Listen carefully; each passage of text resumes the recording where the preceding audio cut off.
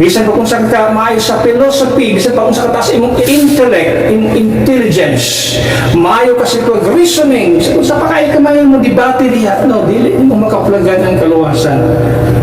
It is by simply putting your faith sa human trabaho ni Kristo Jesus sa krus sa Kalbaryo. Paul warned that even if an angel from heaven preached another gospel, that messenger was to be accursed and rejected. The church does not need a modernized gospel, a softened gospel, a worldly gospel. The church needs the old-time gospel that Christ shed His own blood, died for our sins. He was buried. He rose again the third day, according to the Scriptures. And salvation is by grace through faith in Him alone. The gospel is not to be improved, modernized, or softened, only proclaimed. Now to our beloved viewers, listen and understand this message. The gospel is not a prayer to be uttered, not good advice to be obeyed, but good news to be believed for you to be saved. Kasi kalau presidente ka na mag-impeach, ay wala impeach time ni Christ. It is a one-man rule.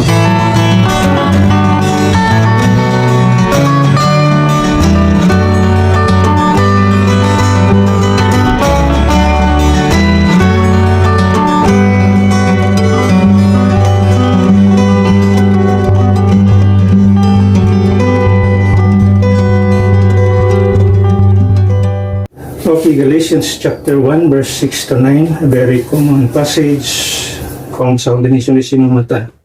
The Bible says, I marvel that ye are so soon removed from him that called you into the grace of Christ, and to another gospel, which is not another, but there be some that trouble you and would pervert the gospel of Christ.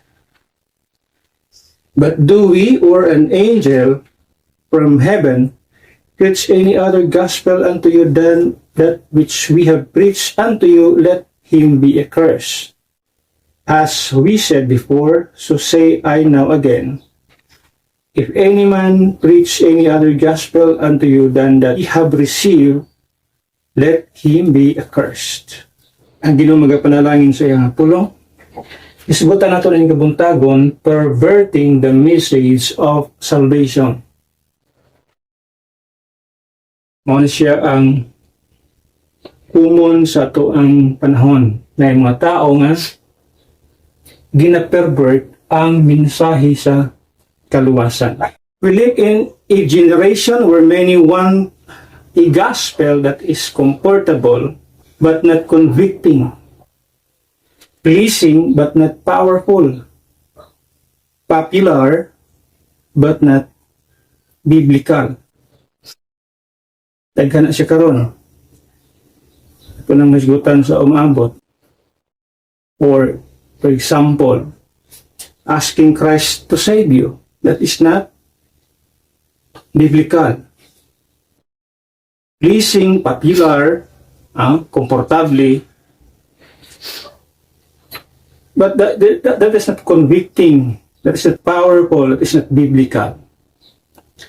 Sinner's prayer, comfortable, pleasing, popular, but not convicting, not powerful, and not biblical. Churches are growing in size but shrinking in sound doctrine. May sad part sa itong panahon karon. Ang mga kasimbahanan nagtubo tinuod in size, and they became bigger and bigger and bigger, but sad to say they are shrinking in the sound doctrine. The danger today is not merely rejecting the gospel outright, but revising it little by little until it no longer resembles the gospel Christ gave. O ang delikado sa tuang sa tao, dili lang gitawag og outright rejection sa gospel nga ilang madunggan, kundi kana bang pag-revise sa gospel sa ginagmay nga step hangtod ya kana nga pagtulunan, dili na siya more symbol, dili na siya sama sa gospel na ginhatag ni Kristo Jesus. That is why Paul warned the churches of Galatia that some were perverting the gospel of Christ. Sa ato ang text, ito makita din ha, naghatag og warning, solemn warning si Apostle Paul na naay mga tao nga nag-pervert sa gospel of Christ. The gospel is not ours to edit, soften, modernize, or redesign. Heaven has already settled the message of salvation. Dili na ato ang katungod nga ang mensahe sa maayong balita or the gospel itself ato ang gina-edit, ato ang gina-soften, gina-modernize, or ato ang gina-redesign. Dili na siya trabaho, dili sa atong trabaho. Ang Diyos na mismo, gisettle na niya ang mensahe sa kaluwasan, and the message of salvation is no other than the gospel. Mo na message sa kaluwasan, the gospel. Wala na yung maka-replace yan. When we talk about salvation, the message of salvation, it's all about the gospel of Christ. But the Bible says many or some were perverting the gospel of Christ. The devil does not always attack the gospel by denying it openly. Often, he simply perverts it until it loses its power.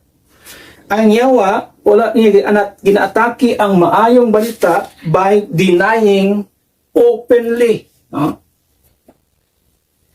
Kundili, iyahang ginapervert ang gospel hangtod nga mawagtangan siya sa iyahang kadahom. Remember that the gospel is the power of God unto salvation. Once it perverts, once the gospel becomes a perverted one, it loses its power. How? Giun sa mana sa iyawa karon yung pag-pervert sa gospel. Sa anong pagtagad? Ito magdugay, number 1, through a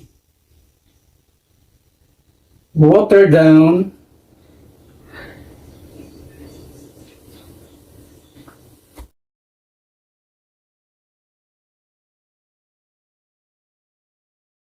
through a watered down gospel. A watered down gospel removes the hard truths of Scripture. So, manibot pasabot or mauna siyang buti pasabot sa watered down gospel. It removes the hard truth of Scripture. Na ay mga truth na naka-compartment or nag-consist ni ining gospel na gitawag. Once it removes, mawala na. Munang ito watered down. It speaks of heaven but avoids hell. It promises blessing but ignores the basics. It offers comfort without conviction. Watered down means o tanaw na to sa sinultihan sa Tagalog, sa pinalabnaw. Pinalabnaw. Kung sa Bisaya na siya, gihimong lasaw. Kung ma-picture out na to, kana bitang magtuno o magtuno ka o gulay. Tagaran jud na gusto kag lami nga tuno, kas arang tunuan ang kinagod nga lubi. Kung mo nang butang ng tubig, kalima ka beses, ang muna gitawag labnaw o lasaw. Mahimong lasaw ang imong ginataan nga gulay. Pero gusto ka espiso, kapag first gid niya kuha, mo to'y pinaka-espiso. Mo na yung gitawag watered down. Gipalabnaw. Wapo, nindot lang na siyang kitawag og palabnaw kung mag-iskutas ato ang blood sa atong dugo. Nindot ng labnaw nga dugo. Okay. Dali ang ihang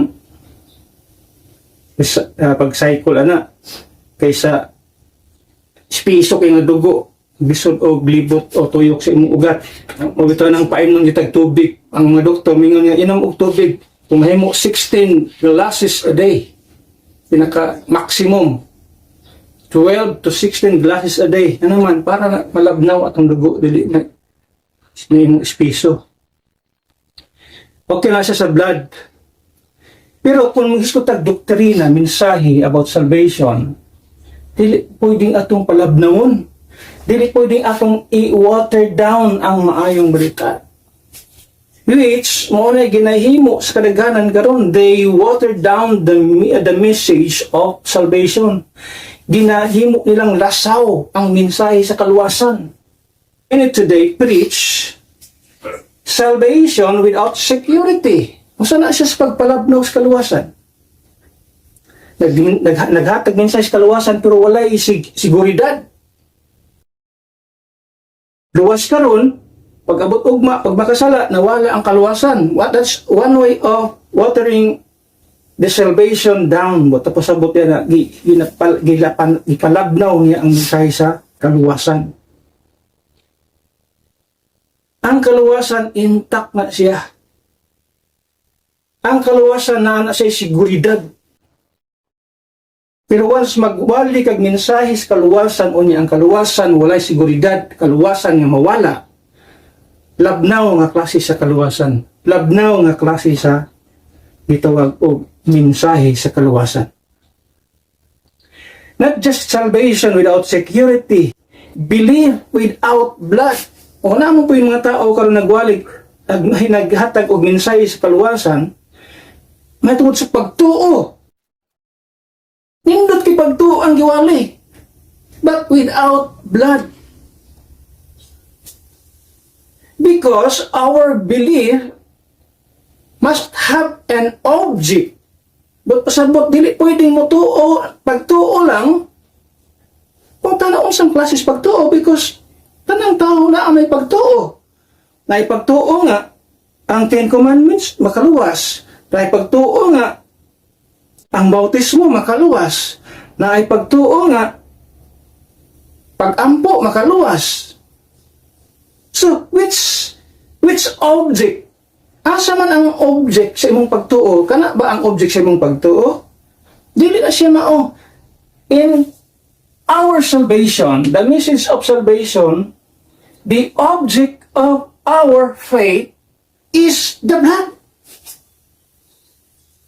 The object of our belief should be in the blood of Christ. Klaro man sa Bible. Romans 3:25. Ato na siyang balik-balikon hangtod ang tao di makasabot. Kaya it is not just faith. There must be an object sa ato ang pagtuo. And that is in verse number 25, Romans 3:25. It says, whom God had set forth to be a propitiation through faith in His blood, to declare His righteousness for the remission of sins that are past through the forbearance of God. So klaro kayo, our faith must have an object.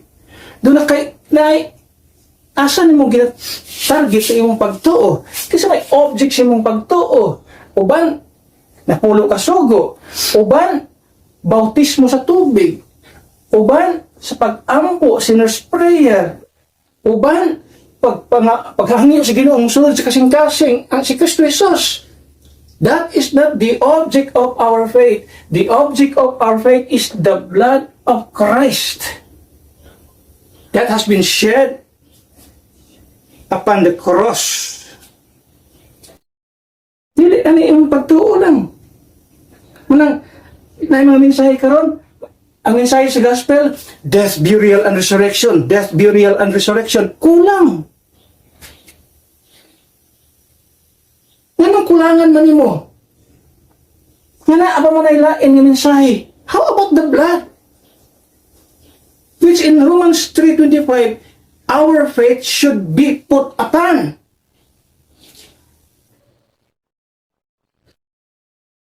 Can you imagine? Water down the gospel or water down gospel. Gospel nga kulang-kulang. Gospel nga lasaw. And against death, burial, and resurrection, pero kulang. Huwag mo na karoon kasagaran lang ma-mention death, burial, and resurrection. Death, burial, and resurrection. Mura na pero may mabalik-balik. How about the shed blood of Christ? How about according to the scriptures? Parte na sa gospel. How about for our sins? Mo na yung mga elements, mo na yung mga nag-consist, mga elements na nag-consist sa gospel. Kung imo nang tanggalon, then your gospel is watered down, lasaw. Pag lasaw, awa, ginilami. Pag timplag Diyos diya, nga, lasaw, ay lami na. Lami na iyabo. Dapat sakto. Tama nga timpla, tama nga mensahe. Dili kay lasaw. Muna ito pasabot, water down. Nag-preach about belief, pero walay blood. Not only salvation without security, belief without blood, forgiveness without foundation. Nagwali nga, papasaylo ka sa imong kasalanan. Kung mangayo ka sa Ginoo karon og pasayloanan sa imong mga sala, ang kani imagine ano. Asa yung foundation sa forgiveness? Ephesians 1:7. It's still the blood. Can you imagine, ano? It says, in whom we have redemption through His blood, the forgiveness of sins, according to the riches of His grace. So, redemption, forgiveness is always through His blood. That means the moment you trusted what Jesus Christ has done by shedding His own blood, He died, buried, rose again the third day according to the scriptures in sa Biblia, you are already forgiven. Napasaylo ka na.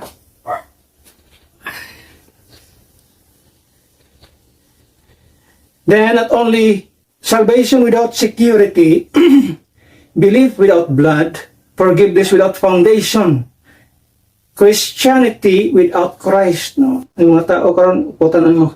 Kristohanan mo. Ang bisod og tubag. Di pwede na yung Christianity, wala kay Kristo. Daghang mga tao karon nag-claim Kristohanan, basta mo na may ang Christian ay ka, pagdili ka sa Muslim or Islam, pagdili ka Muslim or Islam, Christian din ka. So, muna mga Christian, walay Kristo. Imagine yan, ha? Nagpatawag og Christian, pero walay Kristos kinabuhi.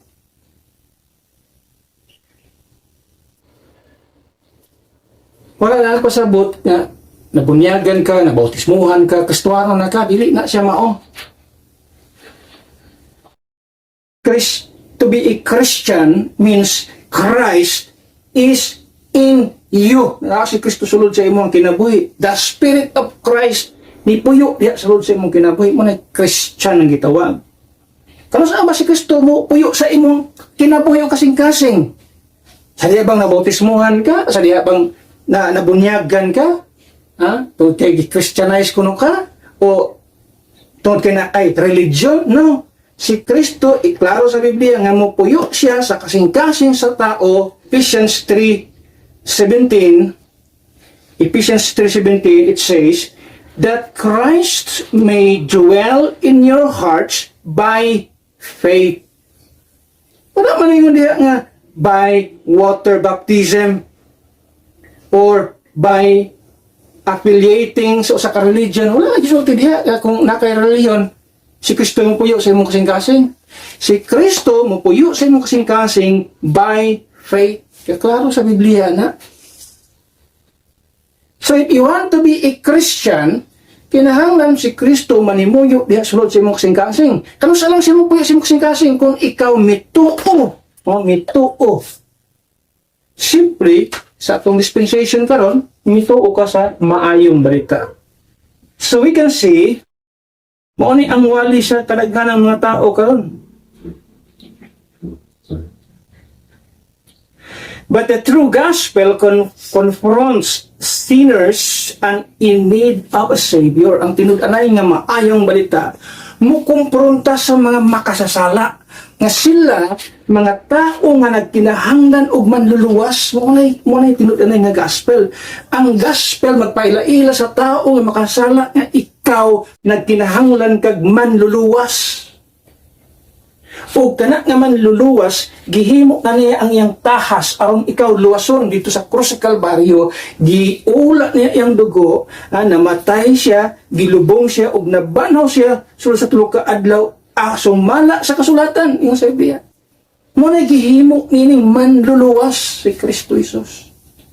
Mo na tinud-anay nga gospel mo konfront sa taong makasasala. Mo sa Biblia, for our sins.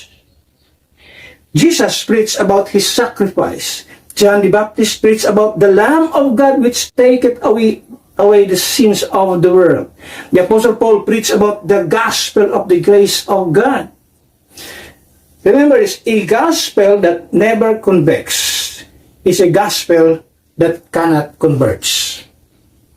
Ang maayong balita nga dili makakonbiktar sa taong makasala.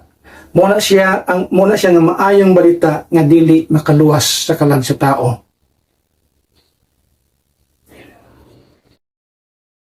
Number 2,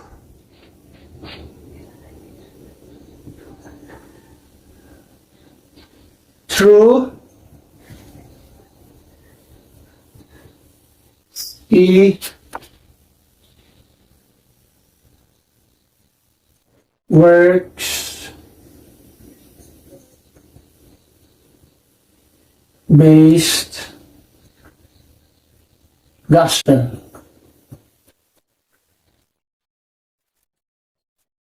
So they perverted the message of salvation through a watered-down gospel, through a works-based gospel.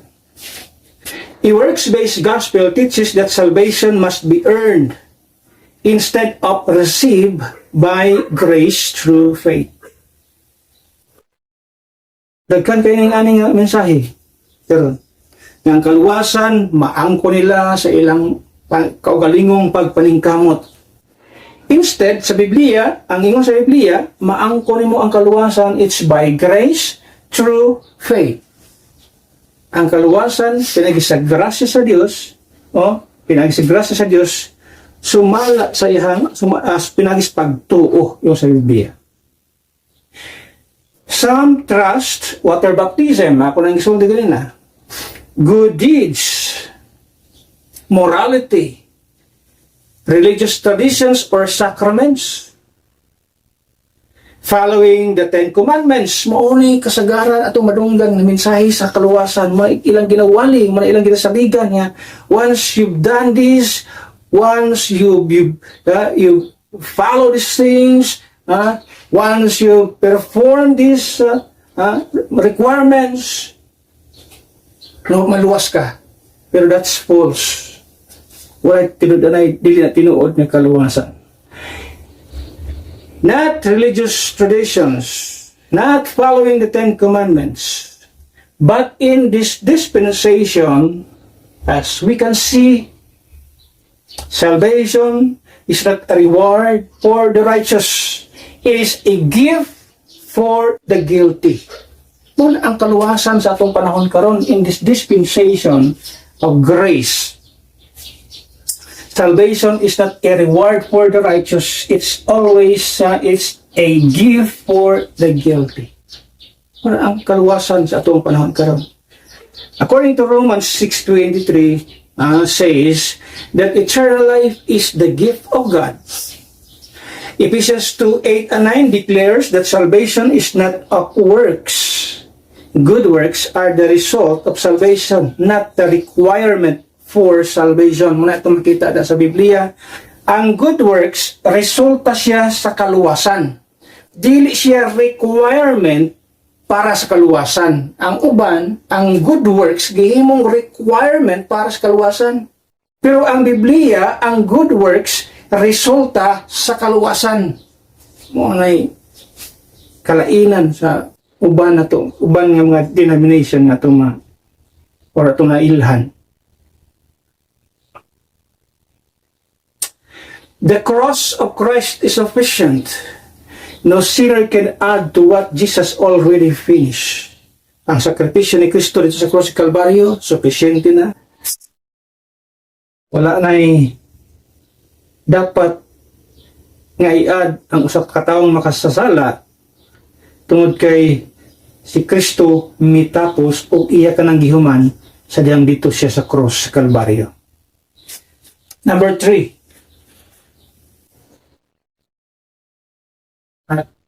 Not only through a watered-down gospel, through a works-based gospel, but also through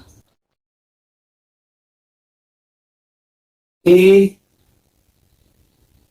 world-centered gospel. A world-centered gospel focuses more on earthly success than on eternal salvation. So, ang focus sa ito, world-centered gospel, focuses on more on earthly success than on eternal salvation.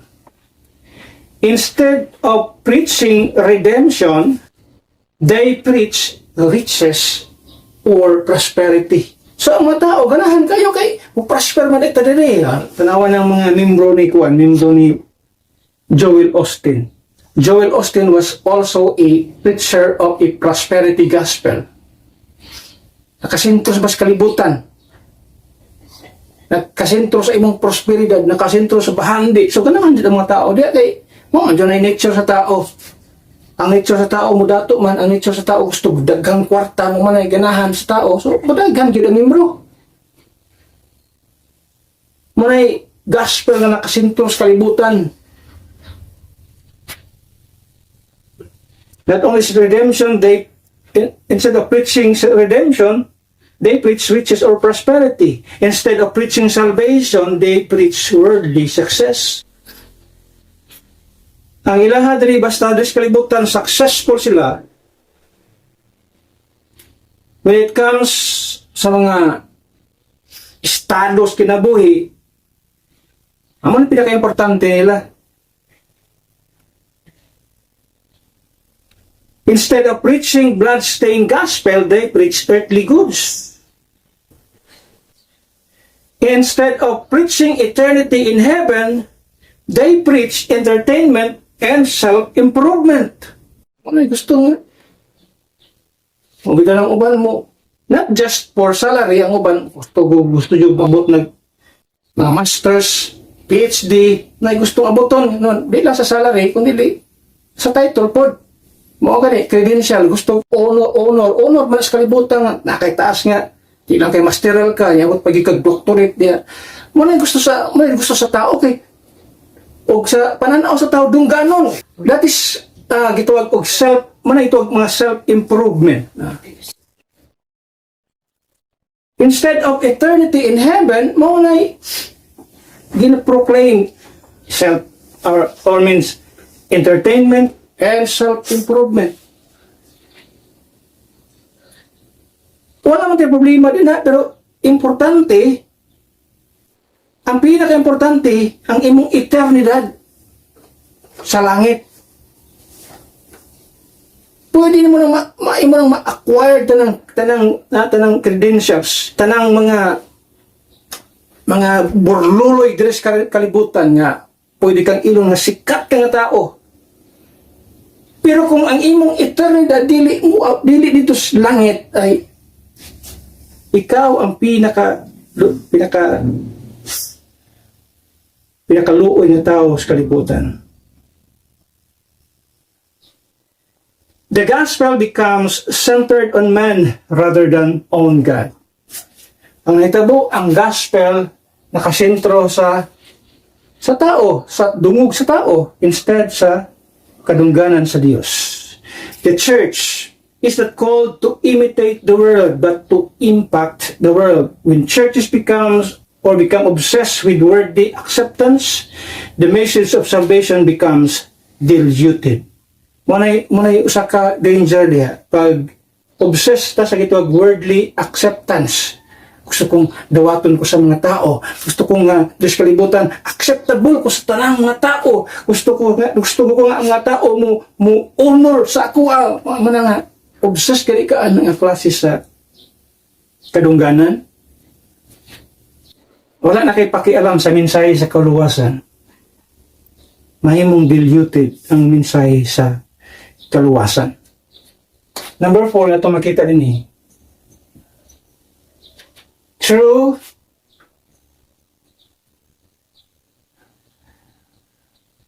a wishy-washy gospel.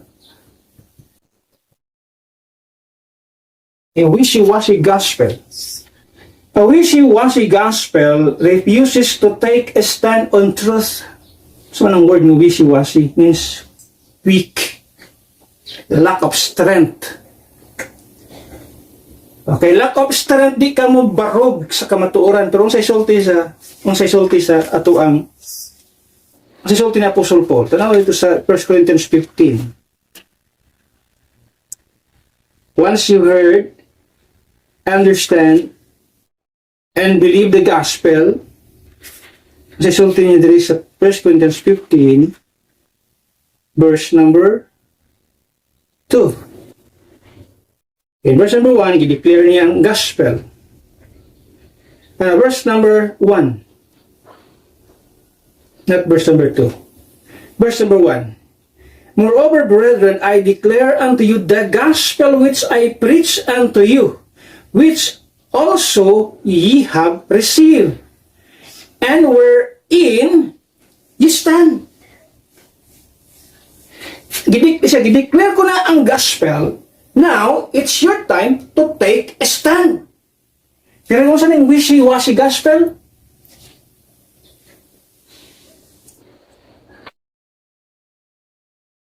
A wishy-washy gospel refuses to take a stand on truth. Ay, dagan kayo na karon.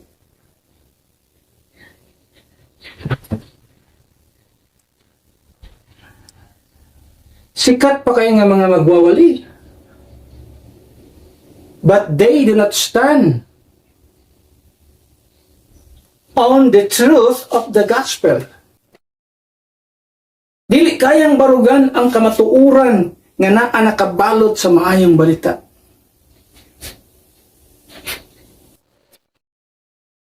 It avoids doctrine to avoid offense. gina-avoid nila ang pag-istot sa doktrina para ma-avoid nila nga makahatag sila offensive nga mensahe sa tao. Kanya imagine ana. Tinuod ang Biblia, offensive na siya. Ang Biblia, sakit siya nga madunggan sa tao. Now, regardless sa tao nga maminaw, kung sakit sa iyang paminaw, watay mahimo diha. That's the truth.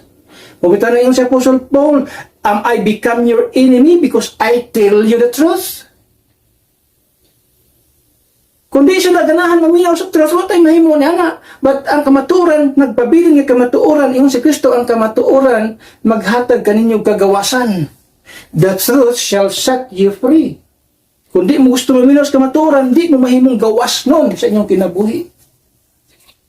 Magpabilin mong binilanggo sa bisyo, binilanggo sa minit nga doktrina, minit nga pagtulunan, binilanggo sa kasalanan sa kalibutan. It refuses to speak clearly on sin. Mahadlok mo walis sala. Di na mo mention o kasalanan. Kay mahadlok mga wishy-washy gospel. Mahadlok, mawala ang mga membro. Bisag ang mga membro nagkinabuhi na sa kasalanan, nagmembro simbahan, nagkinabuhi na sa adultery, nagkinabuhi na sa itong fornication sa simbahan, nagkinabuhi na bisag unsang klase sa bisos kalibutan, dili mawalihan nga naman, mahadlok mawagtangan og membro. A wishy-washy gospel. It changes with the culture or with culture and public opinion. Dili gusto makomentuhan, dili gusto nga makomentuhan sa publiko. Dili tayo ana.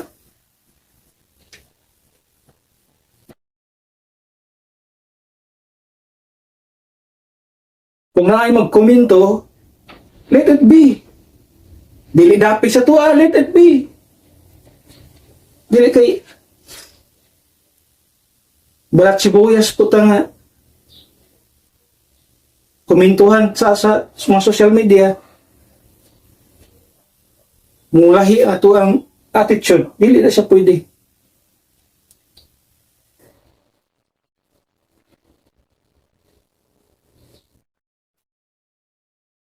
Muna kasigaran atong makita sa atong panahon karon, but truth does not change with society. Ang kamatuoran, dili siya pwedeng usabon kauban ang sosyedad, no? Ang truth magpabilin whether ang society mo accept or dili. Regardless sa ilang response, truth will remain truth. God has not called preachers to be diplomats of culture, but declarations of truth. Dili ta mga diplomat sa kultura sa tao.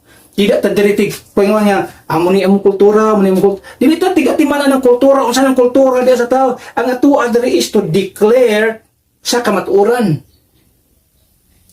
Kung diplomats ka, ang trabaho sa mga diplomats, pahitan mga diplomats, tuwa sa ubang nasod, atong ginakater ang ubang mga nasod nga ato silang ikuan nga iinganyo nga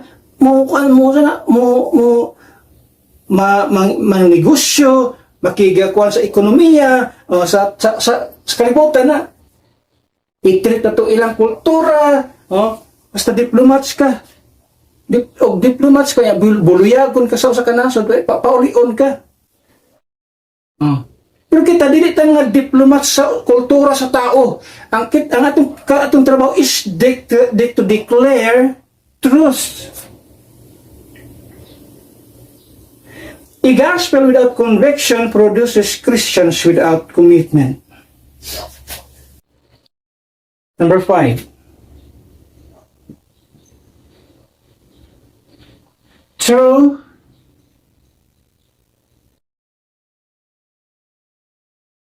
without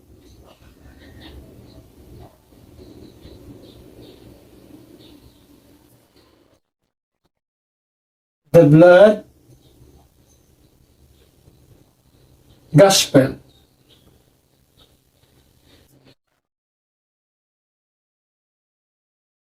Yung sila pag-pervert ang mensahe sa kaluwasan through without the blood gospel. Modern religion often minimizes the blood of Christ because it sounds offensive to the natural man. O, dili na i-mention ang blood of Christ, dili na i-mention ang bloody gospel or blood-stained gospel nga naman. Offensive daw kuno sa mga tao, labi na itong mga tao maluwas. Offensive daw ni sa ilaha, hindi na sila mag-mention about the blood of Christ.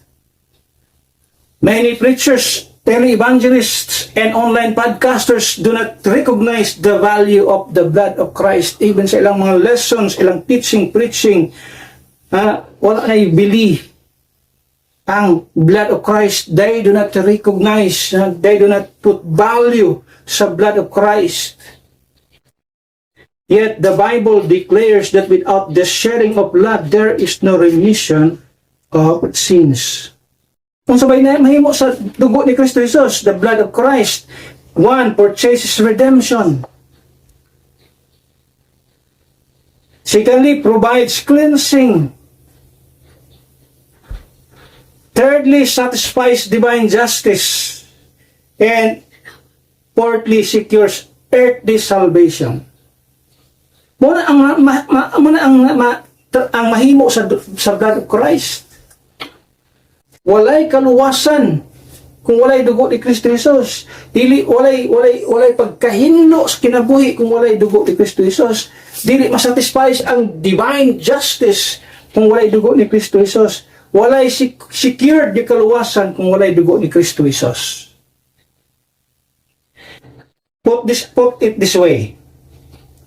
Take away the blood and you take away salvation itself. Tanggala ang dugo ni Kristo Jesus. The same rang imong gitanggal ang kaluwasan.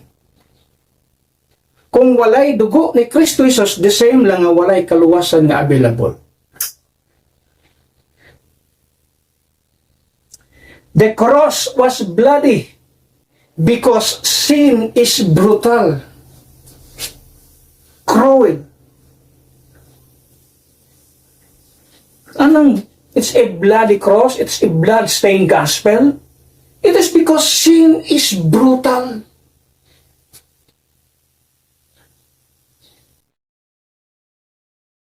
Tanggalo ni muna nga mensahe, muna pinakasentro, kinihin. Sa mensahe sa gospel, ang pinakasentro din is the blood of Christ.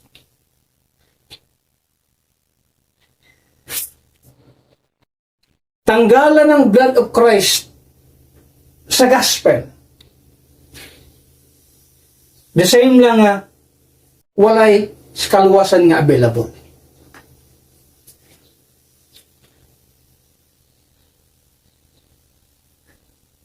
But sadly, kini pinaka-importanting butang, the blood of Christ, wala na gina-recognize sa daghan kayo nga mga magtutudlo ka lang. Wala na nagitagag importansya ang blood of Christ.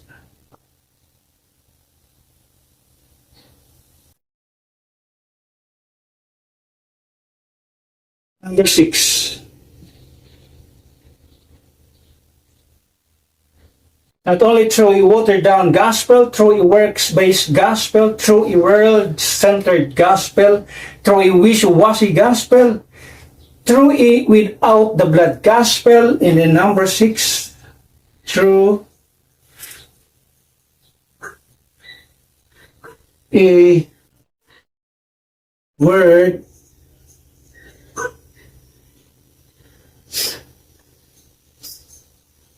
twisted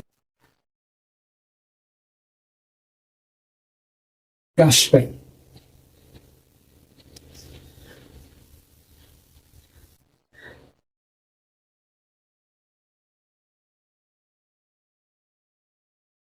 Satan has always twisted the word of God. In the garden, he asked, hath God said? Muna, trabaho sa yawa.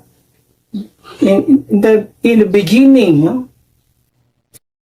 Sa sinugdan pa lang, i-question na niya ang pulong sa Diyos. Yeah, what God said, He still corrupts scriptures today through false teaching, compromise, and deception. Some twist verses out of context. Some twist verses away from sound doctrine.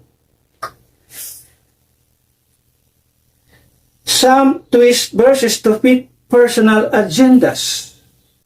May trabaho sa uban nga mga nagpailaila nga mga magwawali sa pulong sa Ginoo. They don't even recognize unsay tinud-anay nga Biblia, unsay dili tinuod nga Biblia. Para sa ila parehas lang tanang Biblia. Dili maka-recognize, dili maka-discern. Now remember this, a distorted Bible produces a distorted gospel. Kini atong gibasa din. This is the gospel. 1 Corinthians 15. This is the gospel. Ayon sa verse number 2, by which also ye are saved, if ye keep in memory, yung sa Biblia, which I preach unto you, unless ye have believed in vain. Ang sa Biblia, if ye keep in memory. Pero kung sa igihimo sa uban nga mga distorted nga Bible.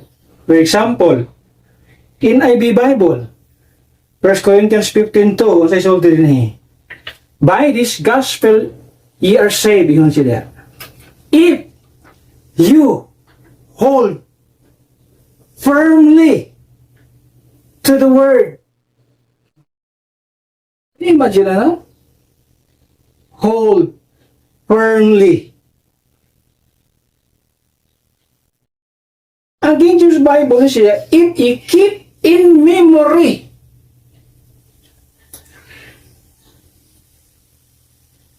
Not hold firmly. Hold firmly. Imong gunitan, hold firmly.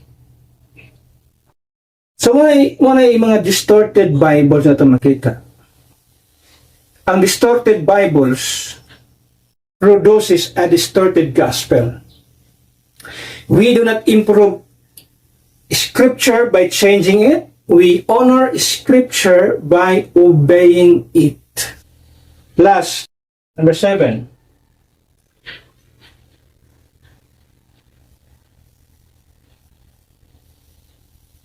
True in wisdom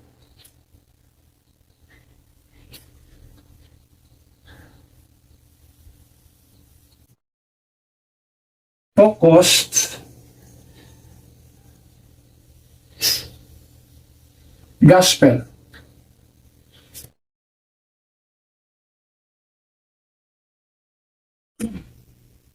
We're talking about human wisdom. Human wisdom often tries to replace the simplicity of the gospel. Munay lisod kayo nga naman. Ang human wisdom kanunay siyang gatiste mga ihulipan, ilisan ang simplicity of the gospel. The simplicity of the gospel has been already declared and explained sa Biblia. But human wisdom tries to replace it. The world says philosophy is better. Preaching is foolishness. Faith is outdated. Biblical truth is narrow-minded. May thinking sa world, kalibutan, sa itong human wisdom. But God has chosen the foolishness of preaching to save them that believe. Saan mo na makita? That's 1 Corinthians.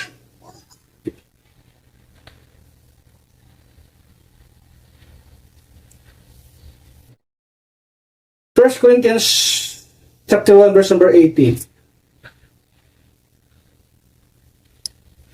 It says, for the preaching of the cross is to them that perish foolishness, but unto us which are saved, it is the power of God. Salvation is not discovered through philosophy, intellect, or human reasoning. It is revealed through faith in Jesus Christ. The power is not in human wisdom. The power is in the gospel. Mga ito hinamdaman, kanunay. Dili na siya sa kaalam nga tawhanon.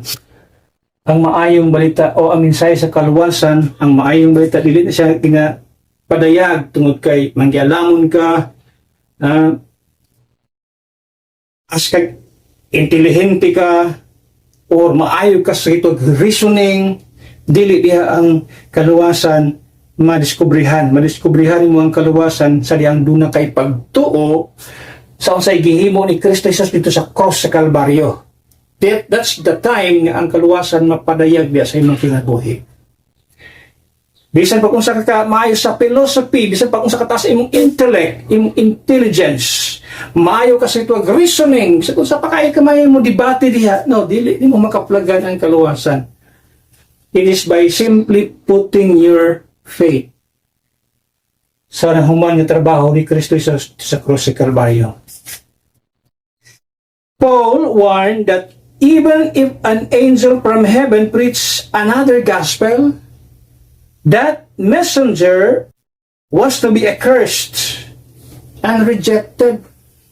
The church does not need a modernized gospel, a softened gospel, a worldly gospel. The church needs the old-time gospel that Christ shed His own blood, died for our sins. He was buried. He rose again the third day, according to the scriptures. And salvation is by grace through faith in Him alone. The gospel is not to be improved, modernized, or softened, only proclaimed. Now to our beloved viewers, listen and understand this message. The gospel is not a prayer to be uttered, not good advice to be obeyed, but good news to be believed for you to be saved.